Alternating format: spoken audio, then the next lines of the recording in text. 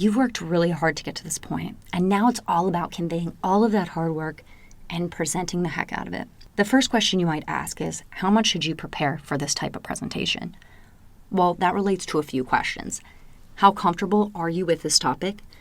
Are you comfortable speaking about this topic off the cuff? And if you are, if you're super comfortable, if you speak off the cuff about it often, then you probably don't have to practice as much. Then you want to consider how much is actually riding on this presentation. If it's a huge deal for you, your firm, maybe it involves you actually getting a job or something, then yeah, definitely practice it. Other things to consider, how many people will be present? Because if there's more people, sometimes people feel more pressure. If there's less people, feel more pressure. But understanding how you react to different situations is really important.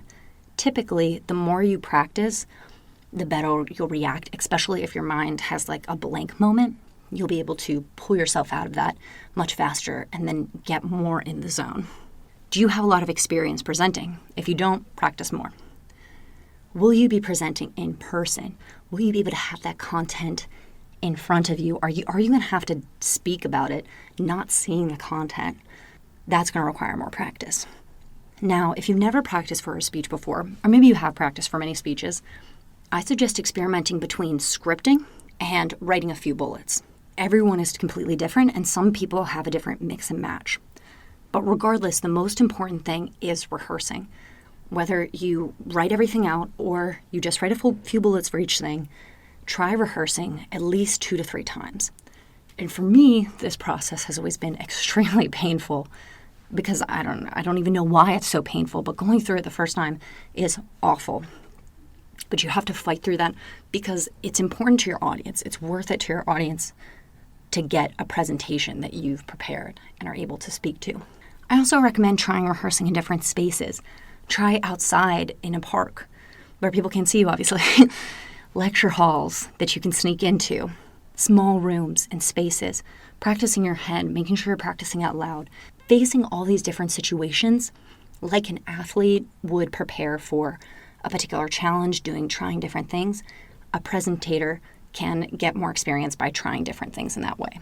And finally, for practicing, focus on the intro and closing. Practice that at least 2 times as much as you practice everything else. So if you're rehearsing 2 to 3 times, practice the intro and closing 4 to 6 times, because those are usually the highest pressure type things. And usually, because of the ways people's memory work, people tend to remember the first thing and the last thing, so it ends up being more important. Tips for presenting during the day. Right beforehand, make sure all the equipment is functioning, from mics to dial-ins to the screens, and you have your setup completely ready to go. Take a deep breath and remember the work that you put into this content. Remember that it's going to be valuable for them to hear this information, and that always has helped me. In the moment, try to be present and focused. Make eye contact as much as possible. Smile when appropriate, and breathe at the end of sentences versus saying any filler words like or so. And right after you're done presenting, be kind to yourself. It's really easy to slip into this negative self-talk, but pat yourself on the back. Be kind to yourself. You did this. You put in the work. You got out there. And what's really important is that people understand what you're saying and you're able to talk to the information. If they understood what you're saying, you did your job. Second, ask if they have any questions, if you need to clarify anything.